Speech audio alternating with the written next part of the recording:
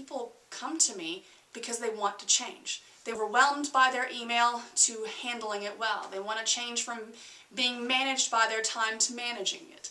And a lot of you out there may be change managers yourself. You may implement change in your organizations. You're probably experiencing change yourself. That's pretty much the only constant of organizations today, isn't it?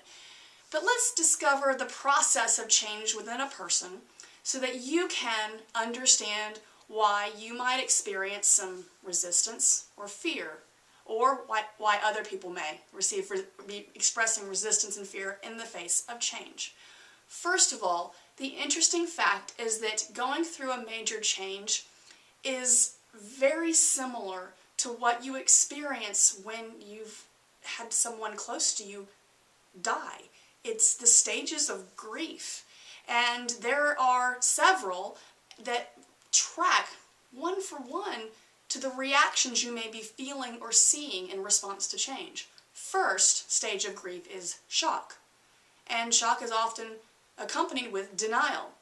If you have received a notification of a major change in your organization, there may be a lot of shock going on, and that's the first thing that happens.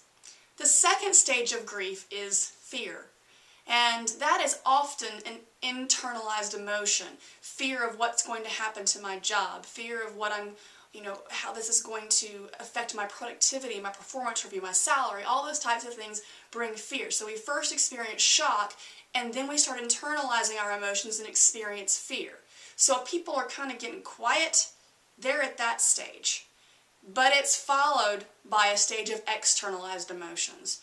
When you're talking about the stages of grief, usually you'll see anger. That's the anger phase.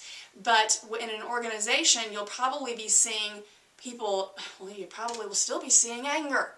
You may even be seeing resistance. People actively out there talking against the change and trying to gather support, I guess, for their own fear, the feelings they've been feeling internally.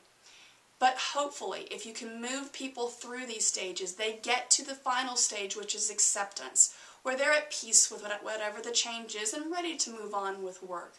There are lots of strategies that need to be utilized in order to help people move through these stages at a reasonable pace. A lack of communication can cause stalling at any one of them. If you want more information on change management, especially if you're a person putting it out there, please see my website at www.mbgorganizing.com. I have a course called Change Management, and it is out there for me to bring to your organization to help people understand change, their own reactions to it, and to help garner support for change initiatives. This is Dr. Melissa Gratias with MBG Organizing Solutions. Have a great day.